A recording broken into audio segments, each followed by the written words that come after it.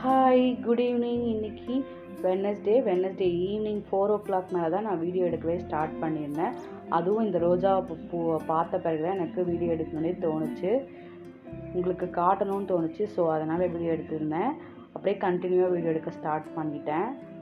ஒரு 4 o'clock மேலே தான் நான் வேலை செய்யவே ஸ்டார்ட் பண்ணேன். அதுக்கு முன்னாடி வரைக்கும் எங்கள் அம்மா தான் வேலை செஞ்சுட்டு இருந்தாங்க. எங்கள் அம்மா பிரேக்ஃபாஸ்ட் லன்ச் முடிச்சிட்டாங்க. வெஷல்ஸ் மட்டும் வாஷ் பண்ணாதமா நான் வந்து வாஷ் பண்ணிக்கிறேன் அப்படின்னு சொல்லிவிட்டு நான் ஃபுல்லாக ஒர்க்கில் பிஸி ஆகிட்டேன். ஒர்க் முடிச்சுட்டு அதுக்கப்புறம் பார்த்திங்கன்னா ஒரு லன்ச் சாப்பிட வந்தேன். லன்ச் சாப்பிட வந்துட்டு ஒரு 2 o'clock மேலே தூங்கிட்டேன் பார்த்துக்கோங்க. தூங்கிட்டு ஒரு 4:30 போல் தான் எழுந்தது. வந்தோடனே வந்து வெஷல்ஸ் தான் வாஷ் பண்ணேன். வாஷ் பண்ணி முடிச்சுட்டு கையோட சிங்கையும் கழுவி விட்டுட்டு கறிப்பிடி துணியை வந்து அப்படியே வாஷ் பண்ணிட்டேன். இல்லாட்டி ஈரமாக இருக்கும், அப்புறம் மிக்கும் பார்த்துக்கோங்க. மிதிச்சிச்சுன்னா ஒரு மாதிரி நல்லாவே இருக்காது, ஸ்மெல் வேறு அடிக்கும், நம்மளால் அடுத்தது யூஸ் பண்ண முடியாது. ஸோ அதை வாஷ் பண்ணி எப்போயுமே ரெகுலராக காய போட்டுருவேன். நல்லா வெயிலில் காய்ஞ்சிச்சின்னா நம்மளுக்கு ஸ்மெல்லும் அடிக்காது, நெக்ஸ்ட் நம்ம யூஸ் பண்ணுறதுக்கு வசதியாக இருக்கும்.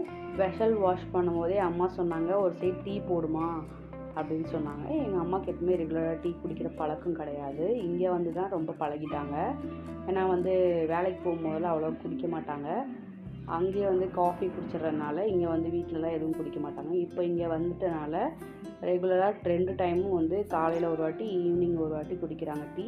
ஸோ அதே மாதிரி ஈவினிங் வந்து எனக்கும் ரொம்ப டயர்டாக இருந்தது, தூங்கி எழுந்து ரொம்ப களைப்பாக இருந்ததுனால ஒரு 2 டீ போட்டு 2 பேரும் குடித்தோம்.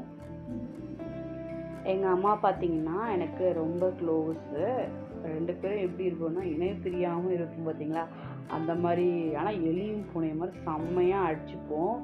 அடிச்சுக்கிட்டு எங்கள் அம்மா அழுவாங்க, நான் வந்து சமாதானப்படுத்திகிட்டு இருப்பேன்.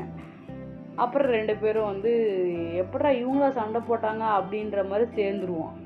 அந்த மாதிரி வந்து அடிச்சுக்கவும் செய்வோம், நல்லா க்ளோஸு. ஸோ வந்து என்னோடய சிஸ்டர் வந்து அந்தளவுக்கு க்ளோஸ் கிடையாது. ஸோ நானும் எங்கள் அம்மாவும் ரொம்ப க்ளோஸு. நானும் எங்கள் அம்மாவும் வந்து நிறைய வேலை பண்ணுவோம். ஆனால் அதெல்லாம் வந்து ஜாலியாக போவோம் கல்யாணத்துக்கு முன்னாடி. இப்போ வந்து எங்கள் அம்மா என் கூடயே வந்துட்டனால ரொம்ப க்ளோஸ் ஆகிட்டோம். கல்யாணம் வந்த புதுசுலலாம் எனக்கு ரொம்ப ஒரு மாதிரி இருக்கும். ஸோ தனியாக தான் இருப்பேன்னா ரொம்ப ஒரு மாதிரி இருக்கும்.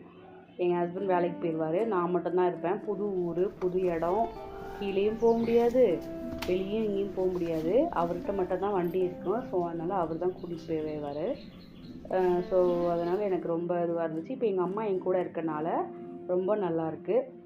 உங்களுக்கு உங்கள் அம்மா கூட இருக்கிறது ரொம்ப பிடிக்குமா என்னன்னு கீழே கமெண்ட்டில் சொல்லுங்கள்.